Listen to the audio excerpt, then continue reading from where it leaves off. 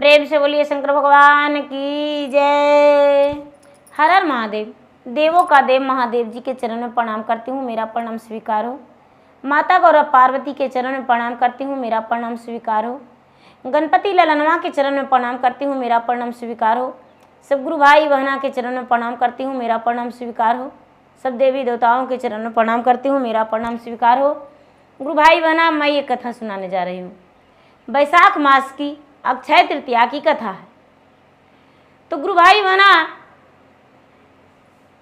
इस कथा को पूरा सुने, आधी नहीं। आधी सुनने में शिव गुरु का अपमान होती है, पूरा सुनने में ज्ञान होती है। गुरु भाई बहना, एक राजा थे और एक राजा थे, वो बड़े राजा थे, बड़े धार्मिक राजा थे। उनका 108 रानियां थी। राजा साहब प्रतिदिन सुबह में बैसाख मास में स्नान करने जाते थे। पूरी दिन पूरे 1 वर्ष स्नान करते थे गंगा जी में। लेकिन बैसाख मास में उनका मन में ख्याल आया कि मैं तो इतना बड़ा राजा हूँ, और यदि हम पहले स्नान नहीं करेंगे गंगा जी में और दूसरे लोग स्नान कर लेगा तो उसका सारा पाप धुल जाएगा और मुझ में लग जाएगा। नहीं, इसीलिए मैं क्यों ना पूरे नगर में ढिलवारा पिटवा दूं कि भाई बैसाख मास में सबसे पहले गंगा स्नान हम करेंगे। इसमें गंगा स्नान और कोई नहीं पहले करेगा, और यदि कोई भी गंगा स्नान पहले कर लेगा मुझसे तो उससे विवाह हम करेंगे। गुरु भाई बहना, राजा की बात सुनकर सूर्य उदय होने के बाद लोग जाते थे स्नान करने। राजा के पहरेदार नदी के अरार पे पूरी रात पहरा लगाते रहते थे, चारों तरफ घूमते रहते थे। उनका जो पहरा था बहुत कड़ी पहरा था। राजा साहब बड़े खुश थे कि गंगा स्नान तो मैं सुबह सुबह सबसे पहले कर लेता हूँ। गुरु भाई बहना, पूर्व जन्म के कारण एक बंदरिया थी। वो राजा की पत्नी थी पहले जन्म के, पूर्व जन्म के। वो अक्षय तृतीया के दिन मांसाहारी भोजन करने के कारण राजा का मनुष्य जो था, राजा का जन्म मनुष्य तन में हो गया था और बंदरिया का, उनकी पत्नी का जन्म बंदरिया में हो गया और दोनों बिछड़ गए। लेकिन बंदरिया का पूरा के पूरा याद था कि हम पूर्व जन्म में एक रानी थे, एक राजा का पत्नी थे। वो बंदरिया जो थी, बंदरिया में जन्म लेने के बाद वो शिव जी के पास गई और मंदिर में जाके शिव जी से गुहार लगाई। कहती है कि महाराज, मेरे पति तो मनुष्य तन में जन्म ले लिए हैं और आखिर मैं जानवर हूँ, पशु हूँ, बंदरिया हूँ, तो राजा के कैसे पा सकता हूँ? क्या करना चाहिए मुझे? शिव जी उन्हें बताए बंदरिया को कि सुनो बंदरिया, तुम बैसाख मास में सुबह प्रातः काल में स्नान करो और अपने अंजलि में जल लेकर पूरब की ओर खड़ा होकर और भगवान सूर्य देव का जल दो। तुम शिव जी का जाप करो, भगवान श्री हरि विष्णु का नाम लो, तुम्हारा पति वापस मिल जाएंगे। गुरु भाई बहना, वो जो बंदरिया थी, बंदरिया बेचारी वही करने लगी। प्रतिदिन सुबह सुबह प्रातः काल में स्नान करती थी, स्नान करके भगवान विष्णु का पूजा करती थी और भोलेनाथ के पूजा करती थी। मन में ही मन सारी देवी देवताओं का आवाहन करती थी। धीरे धीरे समय बीतता गया और वो बंदरिया बड़ी हो गई। जब बड़ी हो गई तो जिस नदी में राजा स्नान करते थे उसी नदी में बंदरिया भी जाकर स्नान करने लगी। लेकिन राजा से पहले प्रतिदिन बंदरिया स्नान कर लिया करती थी। एक दिन कड़ी निगरानियों के साथ पहरेदार ने देख लिया और राजा से बताया, बंदरिया को पकड़ के और पिंजरे में कैद कर दिया और राजा से बताया, राजा साहब आज तो एक बड़ा अनहोनी हो गया। राजा कहते हैं, क्या?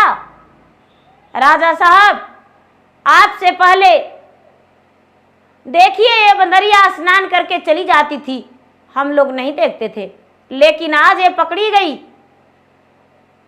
राजा तो बड़े चकित हो गए। सारी लोग जिनका उनका जितना सेना थे कहने लगे कि महाराज, आपको बंदरिया से तो ब्याह करना होगा। राजा कहते हैं, हाँ हाँ क्यों नहीं, हम बंदरिया से ब्याह करने को लिए तैयार हूं, बंदरिया से अवश्य ब्याह करेंगे। गुरु भाई बहना, राजा साहब बंदरिया से ब्याह के लिए स्वयंवर रचा दिए और 108 रानी पहले से थी। बंदरिया जो थी, बंदरिया छोटी रानी बन गई। राजा के साथ ब्याह संपन्न हो गया। बंदरिया एक राजमहल की रानी बन गई। जो जिसके लिए बंदरिया तप कर रही थी, बंदरिया का पूरा हो गया तपस्या, वो राजा के पाकर ही दम ली। गुरु भाई बहना, 108 रानी में राजा के रानिया को कोई रानी का भी संतान नहीं था। पूरी रानियां जो थी निसंतान थी। और बंदरिया जो थी, बंदरिया राजा के साथ बड़े प्यार से पेश आती, राजा से बातें करती मीठे मीठे, राजा के सेवा करती, राजा के कपड़े धोती, राजा के भोजन परोस के देती। बंदरिया बिल्कुल रानी से भी ज़्यादा प्यार करने लगी। अब राजा सबसे ज़्यादा बंदरिया से प्यार करने लगे। धीरे धीरे समय बीतता गया, समय बीतता गया। गुरु भाई बहना, बंदरिया गर्भवती रह गई। और जब बंदरिया गर्भवती रह गई तो राजा बड़े खुश हुए और कहने लगे कि चलो, मेरा पत्नी बंदरिया जो है वो गर्भवती है, कुल का बारिश देगी। बड़े खुश थे, लेकिन 108 रानियां, सारी के सारी रानियां जलस होने लगी। कहती है कि बंदरिया बनेगी राजरानी और बंदरिया का पुत्र जन्मेगा बंदरा, वो बनेगा इस राजमहल का राजकुमार। इसे तो खैर नहीं, हम छोड़ेंगे नहीं, इसका तो प्राण जरूर ले लेंगे। गुरु भाई बहना, धीरे धीरे 9वें महीना चलने लगा तो राजा से कहते हैं बंदरिया कि राजा साहब, आप तो चले जाते हैं कचहरी में, लेकिन हम जब अकेले रहेंगे घर पे तो हम बच्चे का जन्म देंगे कैसे, आप कैसे जानेंगे। राजा बोले कि चिंता मत करो, हम इसका भी उपाय कर देते हैं। राजा साहब बहुत बड़े घंटी लगा दिए और बोले कि जब तुम्हें दर्द होगा तो इस घंटी को बजा देना। गुरु भाई बहना, कुछ रानियां बंदरिया के कमरे में गई तो घंटी देखकर ठठाने लगी, हंसने लगी और कहती है, क्या तुम्हें जंगल का याद आता है जो घंटी बजाती हो, तुम्हारे कच्छ में क्यों घंटी लगा हुआ है। बंदरिया कहती है, दीदी जी आप नहीं जानते, मैं गर्भवती हूँ, मेरा 9वां महीना चल रहा है, पता नहीं कब मुझे दर्द होने लगेगा। तो राजा साहब कैसे जानेंगे, इसीलिए राजा साहब मेरे कच्छ में एक बड़ा सा घंटी लगा दिए हैं। इस घंटी को बजाने से राजा साहब आ जाएंगे मेरे पास। रानी कहती है कि जरा बजाकर तो दिखाओ, राजा के पास आवाज जाएगा या नहीं। बंदरिया ने बड़े जोर से उछल के घंटी बजाई और राजा साहब दौड़े दौड़े आए और बंदरिया को सहराने लगे और कहते हैं कि क्या तुम दर्द से पीड़ित हो। बंदरिया कहती है, नहीं महाराज, मुझे जानना था कि आपके पास आवाज जाता है कि नहीं। राजा बड़ा गुस्सा में हो गए और घंटी खोलकर अलग कर दिए। गुरु भाई बहना, 9वें महीने के बाद बंदरिया का दर्द होने लगा और अपने सवत के पास गई और कहती है कि दीदी जी मैं क्या करूं, मुझे तो बहुत दर्द हो रहा है। गुरु भाई बहना, उनकी जो सवत थी वो बोली कि सुनो, जमीन पे लेट जाओ और तुम्हारा हाथ पांव बांध देते हैं और तुम्हारा आंखों पे पट्टी लगा देते हैं, तू बच्चे का जन्म दे देगी, दर्द नहीं होगा। बंदरिया ने बेचारी 4 पांव वाली एक पशु थी, कहती है ठीक ठीक दीदी, मेरा जल्दी से पाँव हाथ बांध दो और मेरा आंखों में पट्टी लगा दो, मैं बहुत दर्द से व्याकुल हूँ। गुरु भाई बहना बंदरिया के सवत ने हाथ पाँव बांध दिया और हाथ पाँव बांध के आंखों पे पट्टी लगा दिया। बंदरिया ने एक सुंदर राजकुमार को जन्म दे दिया, सुंदर बच्चे का जन्म दे दिया, राजमहल का वारिस का। गुरु भाई बहना बंदरिया ने एक सुंदर बच्चे का जन्म दे दी और बच्चे को देख सभी रानियां ने कहती है कि अरे बंदरिया तो आज राजमहल की रानी बन जाएगी। जलस होने लगा, जल उठी और कहती है अपने दासी से कि सुनो दासी, तुझे हम सोनों का मोहरे भरा देंगे, पूरा सोने का हार दे देंगे, असरफिया देंगे बहुत सारा, तू इस बच्चे का फेंक आओ, नदी में जाकर डुबा दो। गुरु भाई बहना दासी लालच में आ गई और सोने का मोहरे से भरा हुआ थैली ले ली, हार ले ली और बच्चे का रेशमी कपड़े में लिपट के और नदी के ओर दहाने गई तो भरा हुआ नदी बालू रेत हो गया। एक बूंद भी दासी का जल नहीं दिखाई दिया। दासी सोचती है कि इस बालू में फेंक देंगे तो बच्चे जो है कोई पोस लेगा, बच्चा मरेगा नहीं। क्या करूं, मुझे समझ में नहीं आ रहा है। गुरु भाई बहना एक कुम्हार थे जो मिट्टी का बर्तन बनाते हैं। वो मिट्टी का बर्तन बनाकर अपने आवा लगाने को लिए बर्तन को सरिया रखे थे आवा में। ये जो दासी थी वो सोचती है कि क्यों ना इसी कुम्हार के बर्तन में मैं इस बच्चे को डाल दूं। गुरु भाई बहना उसी हांडी में डाल दी, रेशमी कपड़े में लपटा हुआ, और दासी घर आ गई। जब कुम्हार कुम्हारिन गए आवा में आग लगाने को लिए तो देखते हैं कि अरे इसमें तो एक सुंदर सा बच्चा है। कुम्हार का भी कोई संतान नहीं था। कुम्हार कुम्हारिन से कहते हैं कि सुनो, हम निसंतान थे लेकिन आज भगवान ने मुझे देख लिया और मेरा पुकार सुना है। देखो मेरा अग्नि जलने से पहले मेरा नजर पड़ गया कि इसमें बच्चा है, इसे हम पोसेंगे पालेंगे। गुरु भाई बहना कुम्हारिन अपना सीने से लगा ली और बच्चे को पोसने लगी। धीरे धीरे वो बच्चा बड़ा होने लगा। जब बड़ा होने लगा तो गुरु भाई बहना सारा लोग जानते थे कि ये कुम्हार का बच्चा है। कुम्हार ने अपना सच किसी से नहीं बताया था क्योंकि वो तो बच्चा सिर्फ जन्म लिया था, माँ का दूध भी नहीं पिया था, तो सबको लगा कि ये कुम्हार का बच्चा है। गुरु भाई बहना एक दिन का बात है कि जो ये दासी थी राजा की, वो कुम्हारिन के पास मिट्टी का बर्तन लेने गई और मिट्टी का बर्तन लेने गई तो उनसे कहती है कि बहन मैं क्या बताऊं, तेरे द्वार पे तो मैंने एक दिन मैं बहुत बड़ा गलत किया था। कहती है कुम्हारिन क्या? तो राजा की जो छोटी रानियां है बंदरिया, उसके ओद्र से एक बच्चा जन्म लिया था और मैंने उस बच्चे को तुम्हारे बने हुए बर्तन में, कच्चे बर्तन में उस बच्चे को डाल दिया था और डाल के मैं चला गया था। गुरु भाई बहना कुम्हार का जो बेटा था वो सारी बात सुन रहा था, सारी बात सुन रहा था। और कुम्हारिन जो थी, कुम्हारिन मन ही मन सोचती है कि ये राजा का बेटा है। आहा, मेरे घर तो मिट्टी काटना पड़ रहा है, इसे मिट्टी गुनना पड़ रहा है, चाक चलाना पड़ रहा है। राजा के घर रहता तो राजा के बेटा राजकुमार बन के रहता।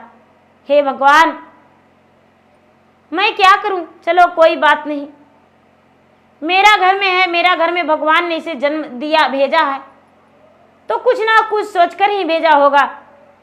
गुरु भाई बहना कुम्हारी ने बात किसी से नहीं बताई, लेकिन ये बच्चे ने जाके कुम्हार से बोला, पिताजी आप कुछ जानते हैं मेरे बारे में?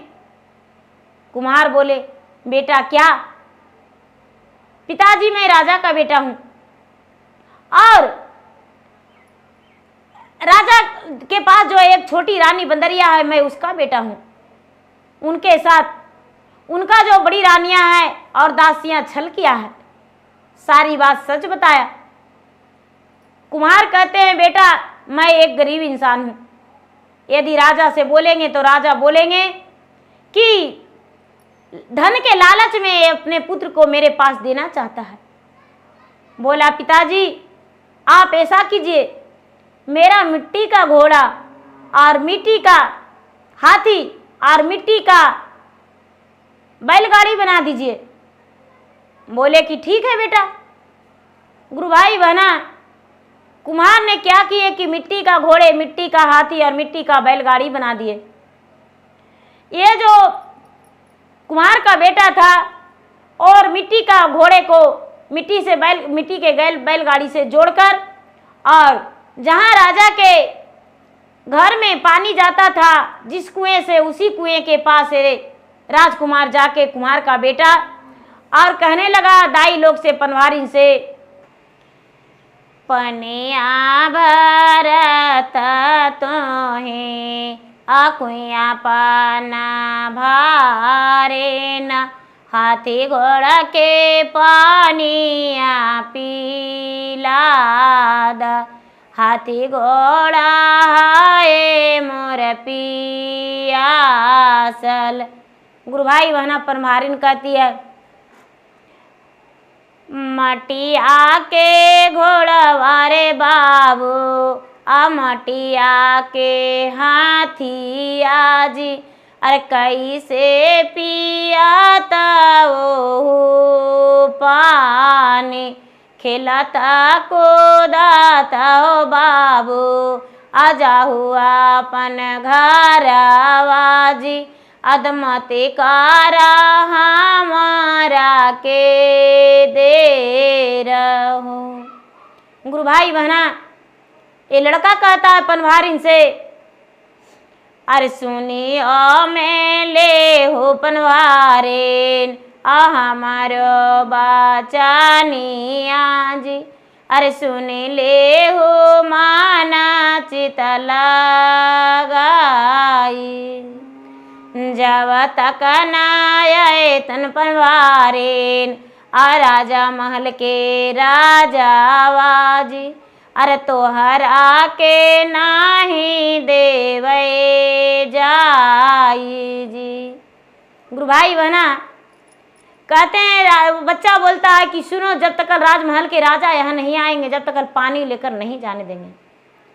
गुरु भाई बहना, राजमहल में पानी के लिए हाहाकार मच गया और कोई भी दासी आ रही थी पानी लेने के लिए, लेकिन बच्चा जाने नहीं दे रहा था। कह रहा है कि सबसे पहले मेरा घोड़े और हाथी का पानी पिलाओ, और नहीं तो यहां से किसी को पानी ले जाने नहीं देंगे। भला घोड़ा और हाथी कैसे पानी पीता गुरु भाई बहना, वो तो मिट्टी का था। पूरे महल में हाहाकार मच गया पानी के लिए, एक एक बूंद पानी खत्म हो गया, जहां तक राजा का भी जोर से प्यास लग गया और राजा गुस्से में आग बबूले हो गए। कहते हैं कि अरे पानी लाने गई है तो क्या कर रही है अभी तक। गुरु भाई बहना, नौकर चाकर आ रहे थे, सारे नौकर चाकर यहीं रुक जा रहे थे। लास्ट में राजा आए तो कहते हैं कि तुम लोगों ने पानी यहां भर के रखी हो और महल में एक बूंद पानी नहीं है।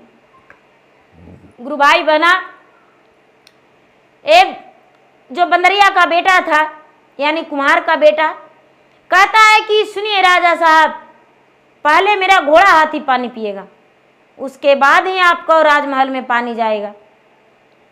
राजा कहते हैं बालक तू कितना मूर्खता बात कर रहे हो, क्या मिट्टी का घोड़े और मिट्टी का हाथी पानी पिएगा।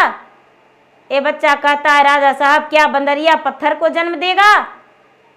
आपकी रानिया ने जो बोली थी कि बंदरिया पत्थर का जन्म दिया है, मैं बंदरिया का बेटा हूं। गुरु भाई बहना, राजा कहते हैं कि इसको जल्दी से मारकर निकालो। ये कुम्हार का बेटा मेरा राज लेने के लिए कहता है मैं बंदरिया का बेटा हूं। गुरु भाई बहना, राजा साहब क्या किए कि कुम्हार का और कुम्हार का बेटा का कुम्हार इनका देश निकाला, आदेश दे दिए। बेचारा कुम्हार और कुम्हारी जंगल में जाकर रहने लगे। लेकिन अपना कच्चा बर्तन बनाने से नहीं रुके।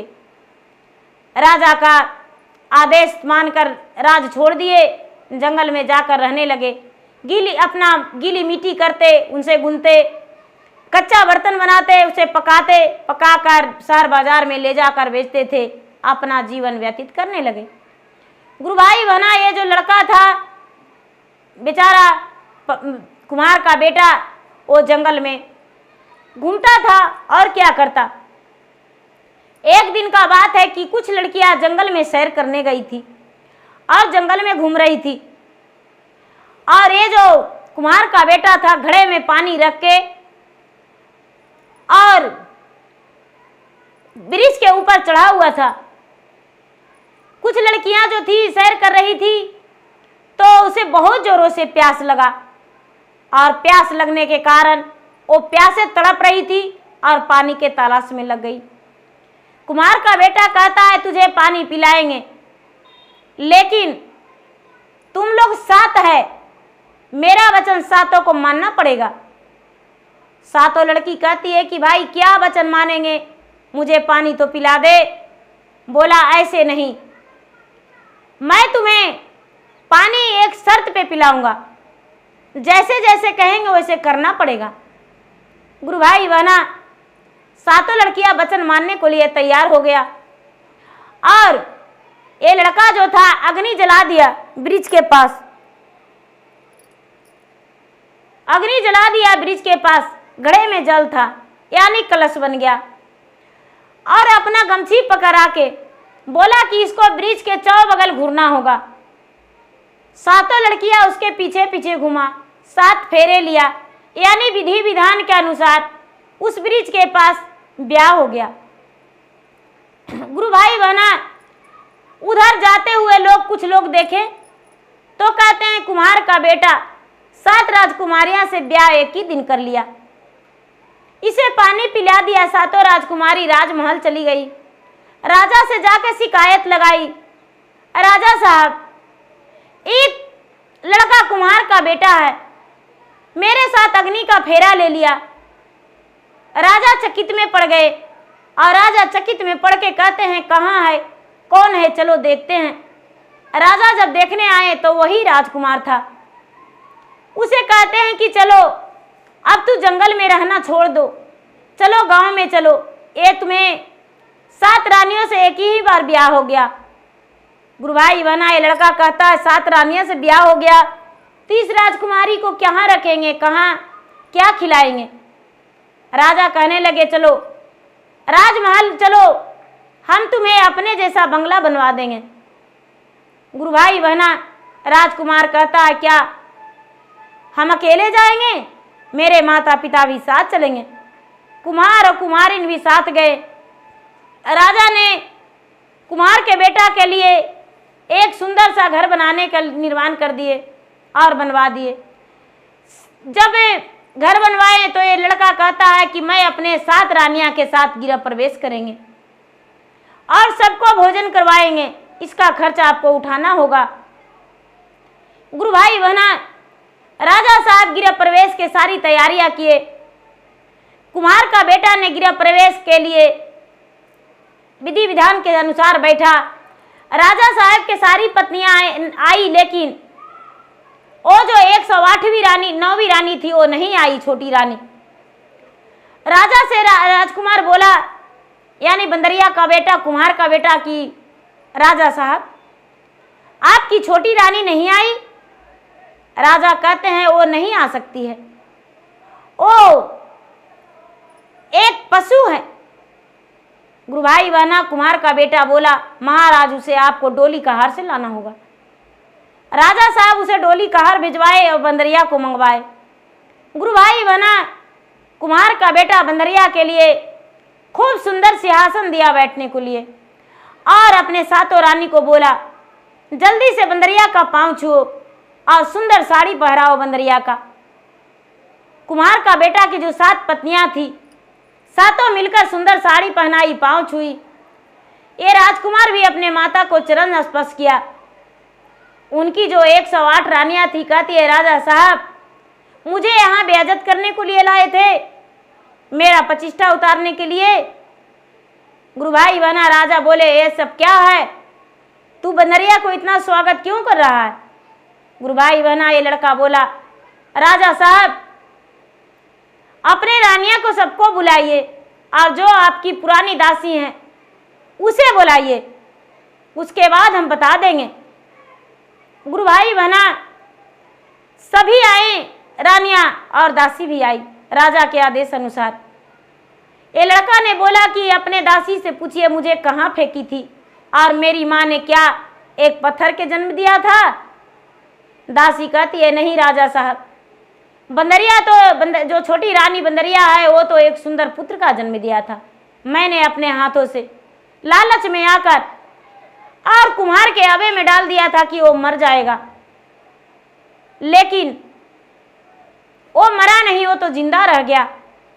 गुरु भाई बहना सभी रानियां ने स्वीकार किया कि हाँ राजा साहब यही सच है, मैंने ऐसा किया था।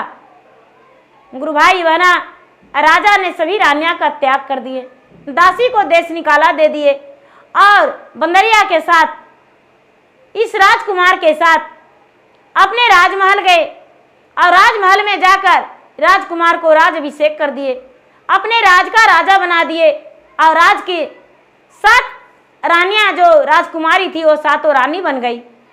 गुरु भाई बहना भाग का लिखा कभी नहीं मिटता। राजा का बेचारा का पलने बढ़ने का समय तो एक प्रजापति कुमार के घर में, लेकिन जब बड़ा हुआ तो एक राजा बन गया। एक राजा अपने पिता के पास राजकुमार चला गया, माता पिता के पास चला गया। तो गुरु भाई बहना ये है बैसाख मास की कथा। धन्यवाद।